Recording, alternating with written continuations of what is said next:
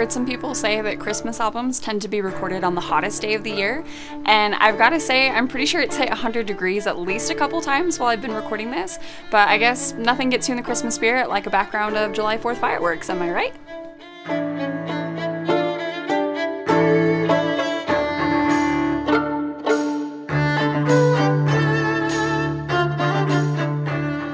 Most of these arrangements came together really quickly. Like, I had them arranged and recorded within a single week, which, as a working mom with two very small children, is nothing short of a Christmas miracle. However, a few of these arrangements have been in the works for literal decades. I think I started the What Carol Is This arrangement in 2014, and it's gone through 4 reorchestrations, complete rewrites since then, and I'm really happy with how this last version turned out.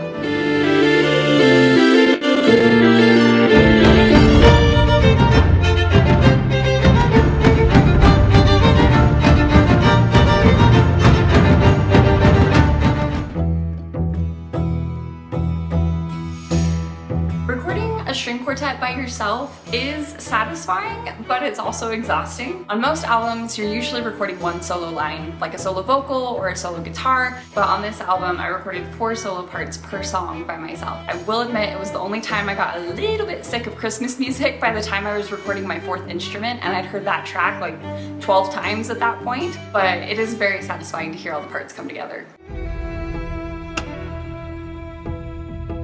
I once heard a composer say that mixing and mastering were a dark art best left to the professionals, and I have to say I don't entirely disagree.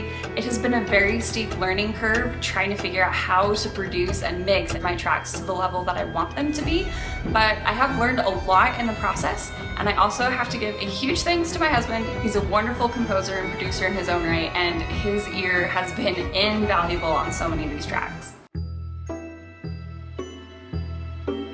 I've planned for this album to come out just after Thanksgiving this year, and I'm actually a little nervous about the album release. I haven't done anything publicly with music in a really long time. I actually almost gave up music altogether a few years ago, which might surprise some people because music has been a huge part of my life for as long as I can remember. I wrote my first pieces at the age of 5, and I've been chasing every musical related opportunity I could get my hands on through high school and college and beyond.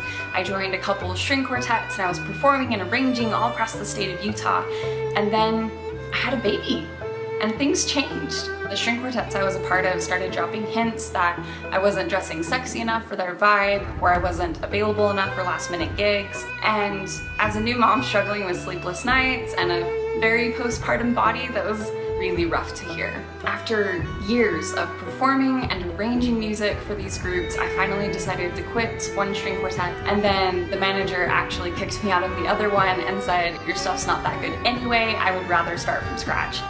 And I was devastated.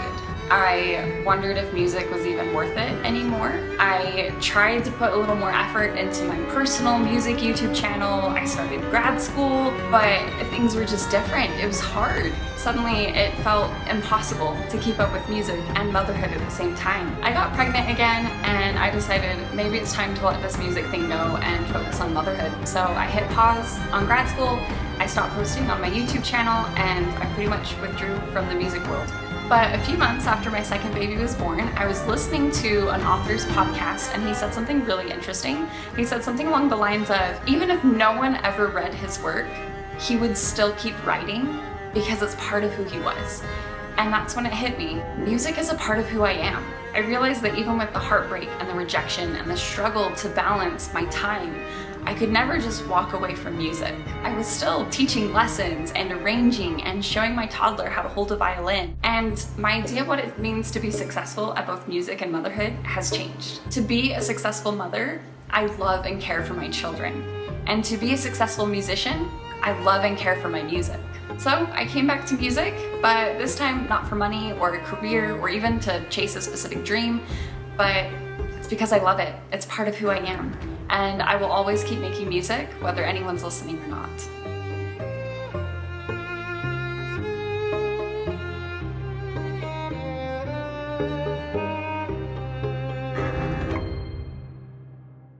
Although I do hope at least someone will listen to it, because this album was kind of a lot of work, and I'm very proud of how it's turning out. My husband at least will listen to it. He kind of has to.